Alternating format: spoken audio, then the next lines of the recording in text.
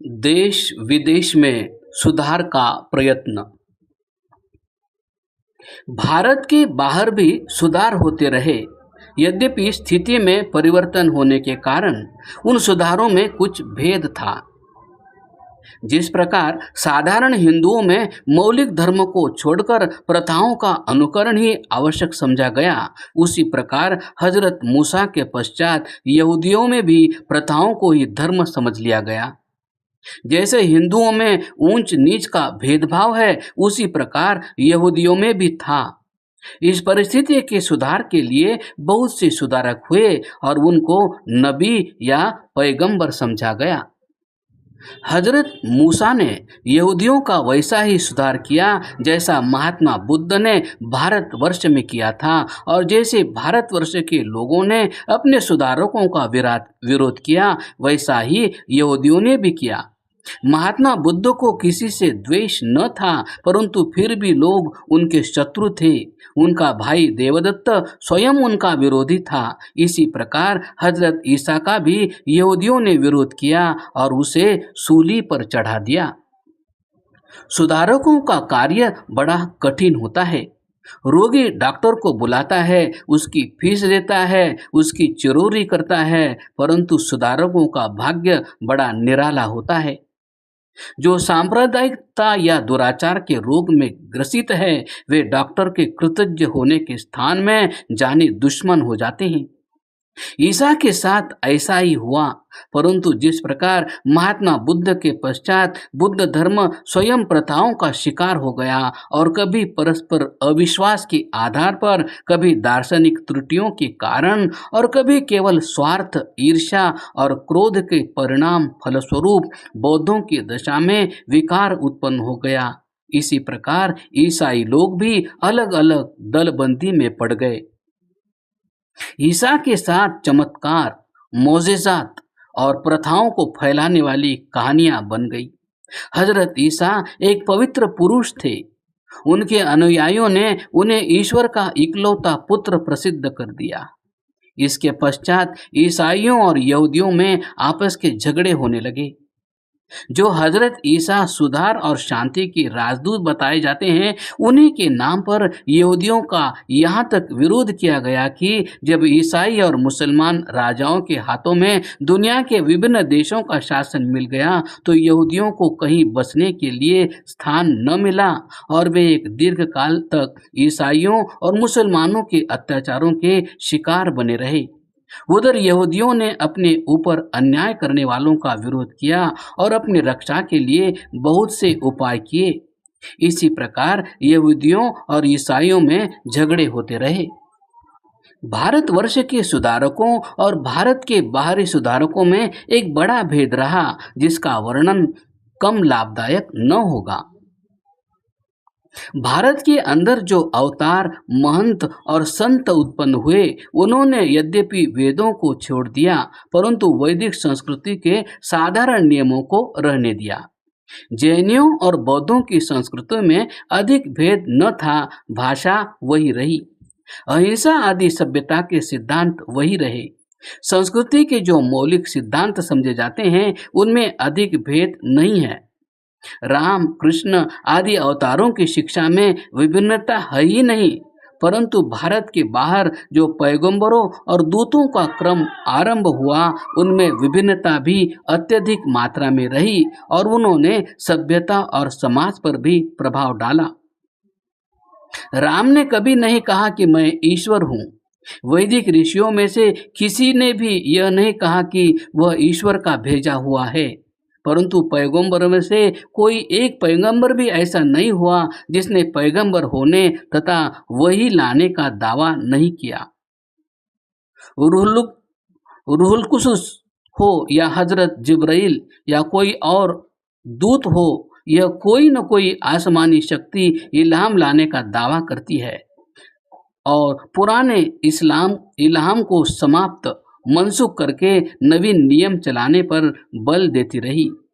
हजरत मोहम्मद साहब ने हजरत ईसा और हजरत मूसा को पैगंबर तो माना है, परंतु मनसूख शुदा पैगंबर। उनके बनाए हुए नियम को मनसूख अर्थात परित्यक्त कर दिया। यह नियम शायद इसलिए माना गया कि पुरातन संस्कृति का नाम निशान समाप्त हो जाए और नए शासक की आज्ञा रह जाए। पैगंबरों के दावे के सुधार के लिए कोई कसौटी नहीं थी, इसके अतिरिक्त कि ईश्वर की ओर से दूत आता है और वह पैगंबर साहब के कान में कह जाता। क्या प्रमाण है कि वह पैगंबर साहब की बुद्धि का गढ़ है या ईश्वरीय वाणी है? भारतवर्ष के अंदर शंकर, रामानुज आदि सुधारकों के समय में दर्शन की प्रबलता रही। भारतवर्ष से दर्शन और आख्यान और आलोचना को कभी रोका नहीं गया।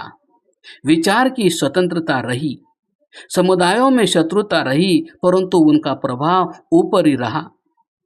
इसका एक प्रमाण हम जैनियों और हिंदुओं के संबंधों में पाते हैं। एक पंडित का कथन है कि यदि मार्ग में पागल हाथी आता हो और तुम्हारे प्राण का भय हो, और यदि पास ही जैनियों का मंदिर हो और वहां जाकर तुम्हारी जान बच सकती हो, तो उत्तम यह है कि तुम हाथी से कुचल जाना अच्छा समझो, परंतु जैनियों के मंदिर में प्राण की रक्षा के लिए न जाओ। यह घृणा व द्वेष की पराकाष्ठा थी। परंतु उस समय भी जैनियों के मंदिर थे जहां जैन लोग स्वतंत्रता से जा सकते थे, परंतु यह बात पाश्चात्य पैगंबरों में नहीं देखी जाती। यहूदी भारत में रह सकते हैं, अपने मंदिर भी बना सकते हैं, परंतु मक्का, मदीना या रोम में यहूदियों के लिए कोई स्थान नहीं है। सैकड़ों वर्षों की खानाबदोशी और अनेक प्रकार के अत्याचार सहन करने के पश्चात अब 20वीं शताब्दी के पश्चिमी राजनीतिक विचारों में परिवर्तन उत्पन्न हुआ है और इस्राएल का एक नवीन देश स्थापित किया गया है। वह भी धार्मिक स्वतंत्र विचारों का द्योतक नहीं है, वरन वैज्ञानिक उन्नति से प्रभावित है। हजरत मोहम्मद साहब ने सुधार किया, परंतु सुधार का आधार केवल राजनीतिक तथा ऊपरी है। मुसलमानों का दावा तो बड़ा चढ़ा है, मोहम्मद साहब समस्त नबियों में श्रेष्ठ है, अशरफुल अनबिया है, खातिमुल अंबिया है, अर्थात वो आखिरी पैगंबर है, उनके पश्चात कोई और न होगा। उन्होंने धर्म अर्थात दीन को पूर्ण किया है और ऐसे स्थान पर पहुंचा दिया कि उससे अधिक उन्नति करना असंभव है। परंतु यह एक प्रतिज्ञा है, प्रमाण रहित है। यह कोई वस्तु पूर्ण न कर सके। प्रमाण के लिए सबसे बड़ा दावा है मूर्तियों के शत्रुत्व का, मूर्ति पूजा का नहीं। वो मूर्तियों को तोड़ता है, परंतु मूर्ति पूजा को हृदय से निकालने का प्रयत्न नहीं करता। इसका कारण यह था कि अरब में मोहम्मद साहब के समय में ईश्वर का ध्यान करने की वह विधि नहीं थी जो योग दर्शन में बताई गई है। इसलिए यद्यपि सामने से मूर्ति हटा दी गई, परंतु सिजदा की विधि वही है जो मूर्तियों के मंदिरों में प्रचलित थी।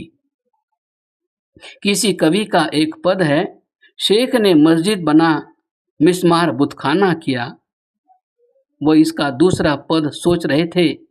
उनके एक शिष्य थे हिंदू, उन्होंने तत्काल दूसरा पद पूरा कर दिया। पहले तो सूरत भी थी, अब साफ वीराना किया।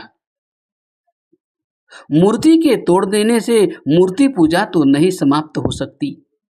सोमनाथ का मंदिर तोड़ा तथा उसकी मूर्ति को तोड़कर हीरे जवाहरात लूट लिए गए, परंतु क्या मूर्ति पूजा समाप्त हो गई? एक दूसरा पत्थर उसके स्थान पर आ गया। इसको मैं अधूरा और अपूर्ण सुधार कहता हूँ। सुधार की इच्छा है, विधि का ज्ञान नहीं, क्योंकि कभी यह विचार नहीं किया गया कि आखिर मूर्ख तथा अज्ञानी लोग मूर्ति पूजा क्यों करते हैं, और जो लोग बिना विचारे हुए हज करने जाते हैं और काले पत्थर के समक्ष शीश नवाते हैं और उसे चूमते हैं, वो ऐसा क्यों करते हैं। हमने महाभारत के पश्चात हिंदुस्तान तथा दूसरे देशों में जो सुधार हुए उनकी ओर संक्षिप्त रूप में केवल संकेत किया है। उसकी व्याख्या तो उन देशों की धार्मिक तथा सामाजिक इतिहास से ही ज्ञात हो सकती है। ये सुधार तो निरंतर होते रहे। क्यों होते रहे? आखिर रोग के लिए औषधि की आवश्यकता है। सुधारक भी निरंतर होते रहे, परंतु ये सुधार आंशिक तथा ऊपरी था। जो सुधार का मूल तथा ध्येय है, उसकी ओर ध्यान नहीं दिया जा सका।